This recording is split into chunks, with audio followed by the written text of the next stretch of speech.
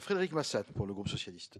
Oui, merci Président, et merci d'avoir organisé cette table ronde. Il est vrai, c'est une coutume dans notre commission, notamment d'avoir l'audition de la médiation du crédit, mais accompagné des autres acteurs, je crois que c'est intéressant.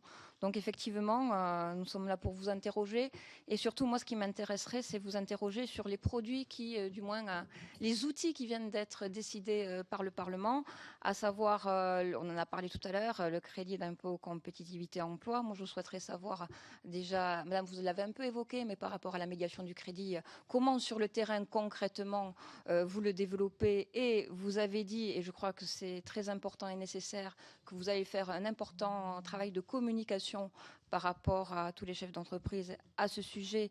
Le CICE, comment allez-vous le décliner sur les territoires? Parce que maintenant qu'il a été créé, il faut qu'il soit utilisé. Et vous, messieurs, comment sur le territoire cet outil, pouvez-vous vous en saisir? Est-ce que déjà vous vous en êtes saisi? Est-ce que vous avez des difficultés par rapport à la mise en œuvre? Donc on a besoin de vos réponses concrètes. La Banque publique d'investissement, on en a parlé, on a entendu vos soucis qu'on connaissait, certes. Donc aujourd'hui, elle est déjà rentrée dans une phase active, puisqu'elle a permis d'ores et déjà de dégager un certain nombre de versements, les PME, les ETI, les TPE. Mais concrètement, quelles sont les informations que vous avez eues en retour sur vos territoires? Quelles modalités d'information vous ont été apportées? Par rapport au guichet unique des régions qui sont en train d'être mis en place, comment vous percevez? Et il est important pour nous que vous nous fassiez ces retours-là, parce que c'est à nous après de le faire remonter. On pourrait également parler des autres dispositifs qui ont été mis en place, le réforme du crédit impôt recherche et du statut des jeunes entreprises innovantes, et également les contrats de génération qui viennent d'être votés. Donc pouvez-vous nous faire un retour là-dessus?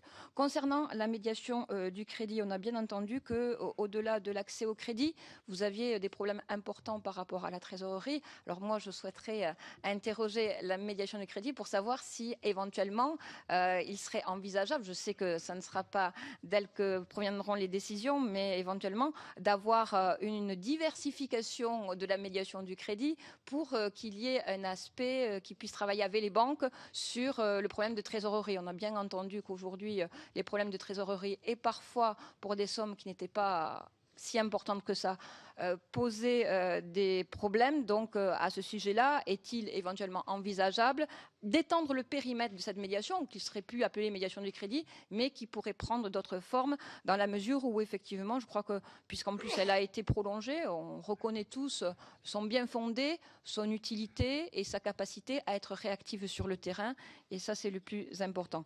Donc vous demandez également par rapport aux annonces qui ont été faites, puisque dernièrement, il y a eu un rapport qui a été rendu sur le financement des entreprises et de l'économie française pour un retour vers une croissance durable.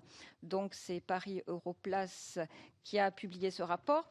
Et ce rapport met en avant les liens, vous l'avez dit, trop importants des entreprises avec les banques, qui sont leurs principales sources de financement, avec la dépendance, effectivement, qui entraîne des difficultés. Vous l'avez évoqué, monsieur, donc je crois que vous partagez cette analyse. Et dernièrement, deux de nos collègues ont également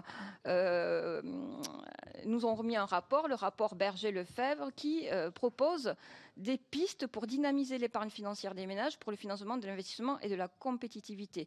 Alors je ne doute pas que les Anglais, je ne vais pas égrener toutes les mesures, mais il y a une dizaine de mesures qui sont prévues dans ce rapport par rapport à l'épargne, notamment des Français, qui seraient éventuellement mobilisables sur des produits afin de financer l'économie réelle. Moi, je souhaiterais savoir, par rapport à ces perspectives, ce que vous en pensez. Et dernier mot, juste pour les problèmes, effectivement, enfin les délais de paiement et la LME, comme l'a dit le président Brotte. Dans les semaines qui viennent, nous allons nous pencher sur le projet de loi consommation qui va revenir sur un certain nombre de mesures.